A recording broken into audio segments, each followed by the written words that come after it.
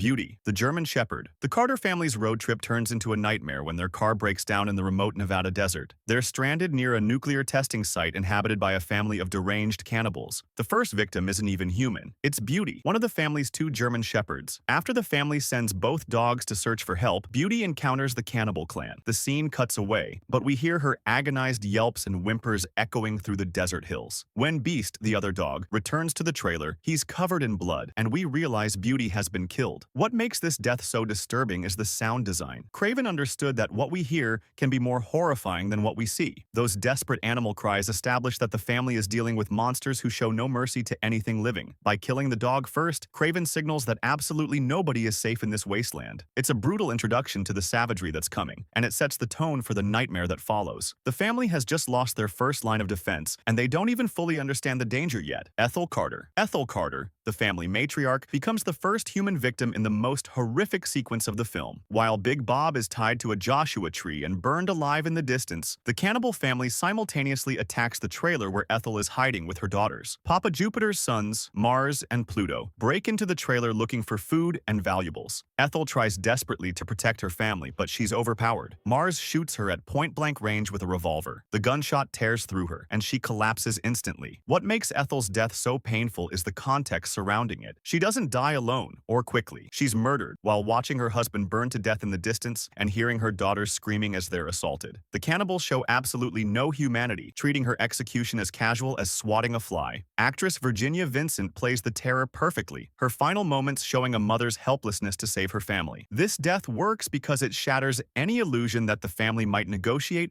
or reason with these attackers. The cannibals aren't conflicted villains, they're pure predators. Ethel's murder marks the point where the film shifts from tense horror into absolute survival brutality, and there's no going back. Big Bob Carter. Big Bob Carter suffers arguably the most drawn-out and agonizing death in the entire film. The family patriarch decides to walk to a nearby town for help, but he's captured by Papa Jupiter and his sons. They drag him back toward the trailer, but instead of a quick execution, they decide to make an example of him. The cannibals tie Bob to a Joshua tree using barbed wire that cuts into his flesh. Then, in an act of pure sadism, they douse him in gasoline and set him on fire while his family watches helplessly from a distance. Bob's death is absolutely excruciating to witness. Actor Russ Greaves' performance is visceral. His screams of agony as the flames consume him are genuinely disturbing. The camera doesn't cut away quickly. Craven forces us to watch Bob burn, his skin blackening as he thrashes against the barbed wire bindings. What makes this death especially painful is the psychological torture element. Bob dies knowing his family is under attack,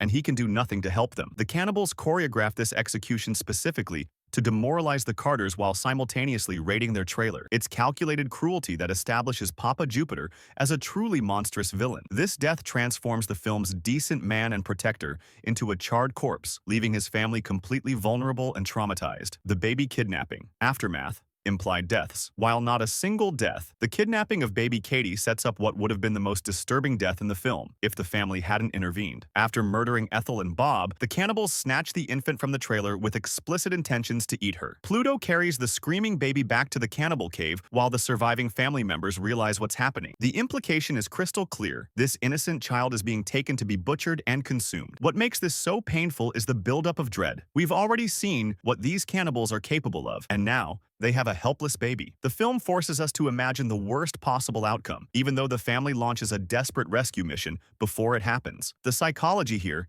is what Craven does best. He understands that the anticipation of violence against a child is almost more horrifying than showing it. The screams of the baby echo through the desert as Pluto carries her away, and we see the raw panic on the parents' faces as they realize they might be too late. This sequence evolves the cannibals from savage killers into something genuinely evil, creatures willing to murder an infant. It's the moment that justifies everything the Carter family does in revenge, transforming them from victims into warriors fighting for survival. Mars, one of Papa Jupiter's most vicious sons, meets a brutal end that represents the family's fight back. After participating in the murders of Ethel and Bob and helping kidnap baby Katie, Mars becomes the first cannibal to face real consequences. Doug, the baby's father, tracks Mars to the cannibal caves in a desperate rescue attempt. During their confrontation, Doug fights with a ferocity born from watching his family destroyed. He manages to stab Mars repeatedly with a knife, driving the blade deep into the cannibal's body. But Mars doesn't go down easy. Even with multiple stab wounds, he continues fighting, showing the same savage resilience that makes his family so terrifying. The struggle is messy and desperate, two men fighting to the death in close quarters with pure survival instinct. What makes Mars's death satisfying yet painful to watch is how personal and ugly it becomes. This isn't a clean hero moment. It's brutal, exhausting violence where Doug has to become almost as savage as his enemy to win. Actor Lance Gordon plays Mars's death with animalistic fury, refusing to die quietly even as blood pours from his wounds. When Mars finally collapses, it's not triumphant, it's exhausting. Doug has killed a man with his bare hands and a knife, crossing a line he can never uncross. The death marks the family's transformation from civilized people into survivors willing to do anything. Papa Jupiter. Papa Jupiter, the patriarch of the cannibal clan, receives the most satisfying yet vicious death in the film. After orchestrating the murders of the Carter family members, Jupiter becomes the target of their revenge. In the film's climax, Beast, the surviving German Shepherd, and the remaining Carter family members corner Jupiter. The confrontation is pure primal fury. Beast attacks Jupiter with the same savagery the cannibals showed the family. The dog tears into Jupiter's throat while the family watches, finally getting justice for Beauty's death at the beginning. Jupiter's death is incredibly graphic for 1977. We see Beast ripping at his throat, blood spraying as the cannibal leader tries desperately to fight off the animal. Actor James Whitworth plays Jupiter's final moments with genuine terror. The predator has become prey. What makes this death particularly painful is how fitting it is. Jupiter spent the entire film acting like an apex predator, treating the Carter family like livestock. Now he's being mauled by a dog, dying the same way he likely killed Beauty. The poetic justice is brutal and satisfying. As Jupiter bleeds out, the camera holds on his face, showing the realization that his reign of terror is over. This death completes the film's transformation of the Carter family from victims into survivors who fought back against impossible evil and won.